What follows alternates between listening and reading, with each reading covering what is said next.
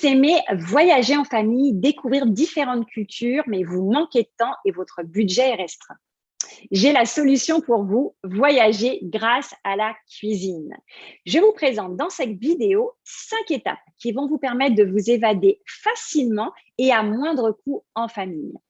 Je m'appelle Karine de Serpezé, je suis la fondatrice des ateliers cuisine pour les enfants, c'est moi le chef, et notre mission, transmettre le plaisir de cuisiner et de bien manger aux enfants. Voyager donc avec la cuisine avec 5 étapes.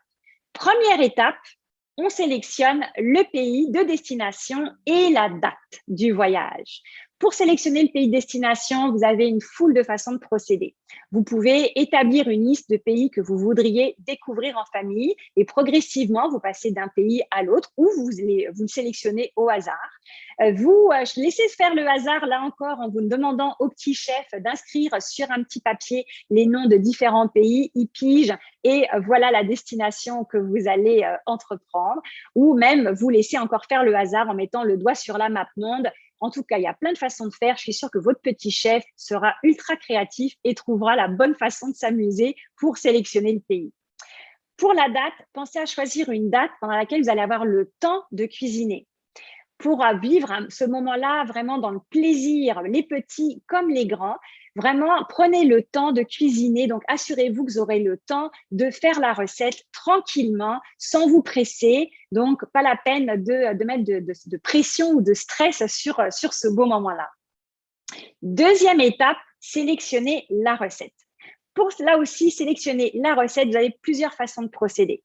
Vous pouvez aller chercher un livre à la bibliothèque et choisir une des recettes qui est mentionnée. Vous pouvez faire une recherche sur Internet. Demandez aussi aux parents ou à votre entourage qui sont allés dans ce pays-là de vous partager quelles sont les recettes qui les ont marquées ou demandez à des personnes qui viennent de ces pays-là, qui ont vécu là-bas, de vous partager des recettes traditionnelles, des recettes de famille avec tous les petits secrets qui vont avec. C'est une bonne façon aussi de faire émerger des souvenirs dans la tête des personnes que vous allez interroger, puis de renforcer votre lien, de créer des moments avec eux aussi. C'est toujours vivant de partager des moments de voyage. Troisième étape, sélectionner des excursions. Quand on voyage, on veut partir à la découverte du pays. On veut visiter des monuments, découvrir des paysages, même pratiquer la langue. Donc, allez-y, faites des recherches sur Internet, profitez-en, imprimez des photos, regardez quels sont les monuments à visiter, imprimez des photos, puis faites des recherches sur ce qu'on y trouve. Et puis, utilisez Internet aussi pour traduire quelques mots simples que les petits chefs vont pouvoir s'approprier, comme « bonjour, je m'appelle » ou « merci ». C'est toujours tellement vivifiant de parler quelques mots de la langue du pays qu'on visite.